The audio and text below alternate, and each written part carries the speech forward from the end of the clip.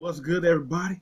Back once again, and exciting news because it's that time of the year for the NBA and off season time.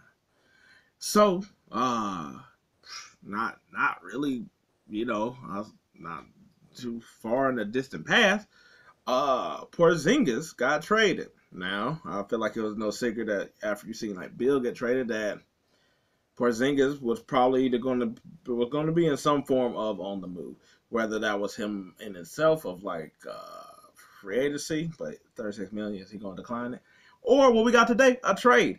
Now the trade, I guess, of Porzingis is not shocking. Where and for what is sort of shocking. So he got traded to the Celtics, which is like wild.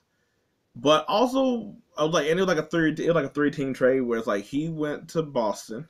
Boston just had to give up Marcus Smart, but he goes to the Grizzlies, and Tyus Jones goes to the Wizards. A couple other people too, but crazy thing is that Tyus Jones been so good for the Grizzlies, and Ja's going to be suspended for like 25 games or so that it's almost like, do you want to give that up? And it's like, while you're trading him basically for another point guard and Marcus Smart, Smart is more of a defensive threat, whereas Tyus Jones is more of an offensive threat. And to me, I'm like, losing Morant, you need more offense. Now, but I guess that's just going to be how it is. So it's gonna be an interesting concept. Um, I was like, the Grizzlies' perspective.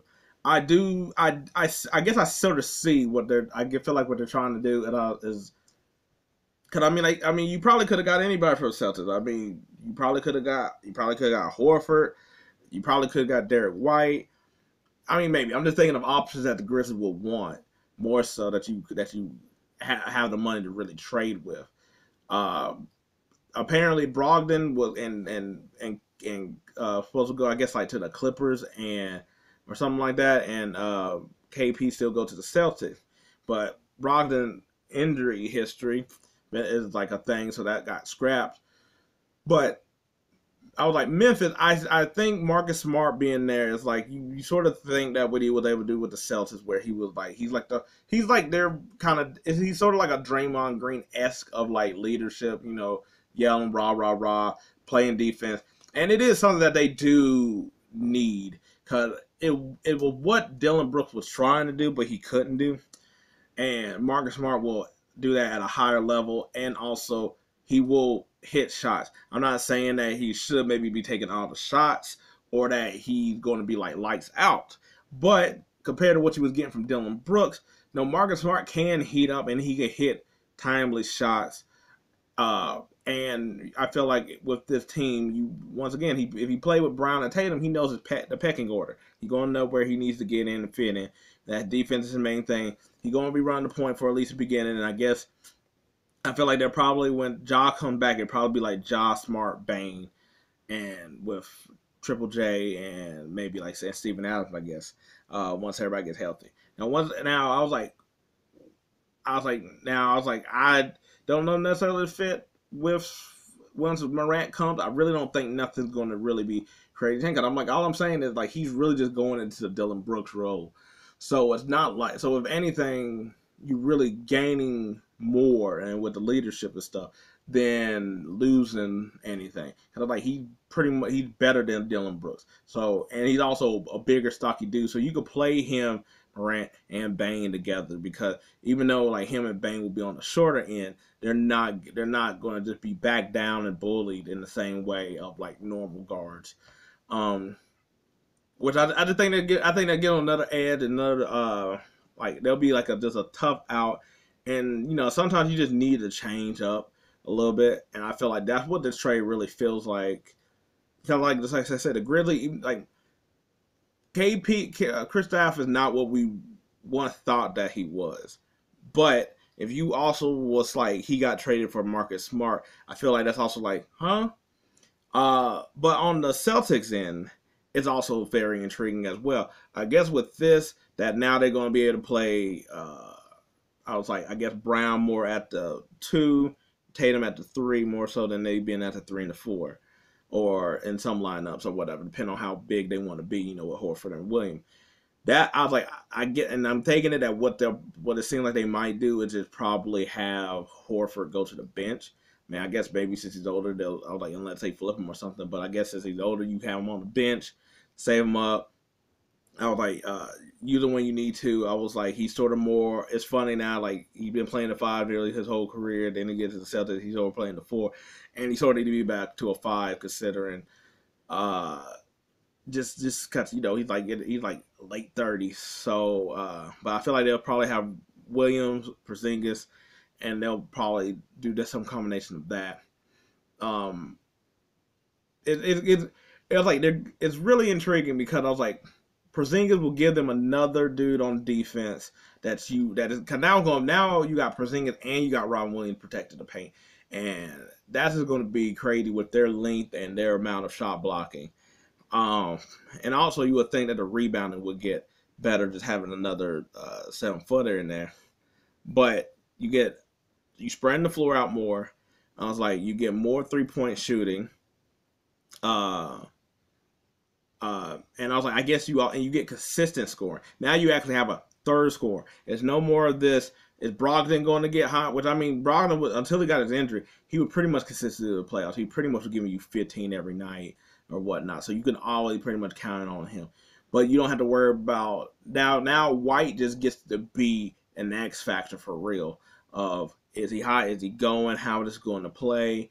Also, too, if one of the two, Brown or Tatum, is not getting it going, you got a third person there that you can also count on. So that way, it's like if not everybody's on, you got 3 people to where it's like, cool, some combination of our effort will get us there. Instead of like, if Tatum not getting it and it's just Brown, like that we've seen that in a couple games this series where it's like, oh, Tatum wasn't doing nothing, so it was just Brown, and then you would hope that White and Smart was giving you buckets. And sometimes they come through, sometimes they didn't. And sometimes Brown would just not having a game where he ain't come all the way, but Tatum went crazy or whatever. Now you don't have to fully just hold on to those type of efforts that just seem like it's just a lot. Like, you don't need to be having like, oh, he needs to go 51 or they both need to score 30. Almost like Phoenix. Like, it's like, yes, you can win when both of them gets over 35, but you don't want to have to count on them just getting 35. But a third person that can also get 35 helps when I only got 23. Or my game's not here. Maybe I was like, I'm getting my free throw, but I'm not getting any shots. So that's sort of how you have to look at it when they're doing the big 3 type of thing. I was like, from everybody, I feel like it's mainly a win for Porzingis because now he's not in just obscurity with Washington. He gets he had a pretty good year, but he wasn't Washington, so it's almost like one of them things where you get to rehab your image. Almost like Kuzma went down there, and all of a sudden Kuzma about to get a bag just because Washington, he was able to go down there, hone up his game. I was like, KCP was able to get up out of Washington. He won the championship. But yeah, I think it's good for him because now you're guaranteed to get to the playoff, guaranteed to showcase yourself. It's only a 1-year deal, so the Celtics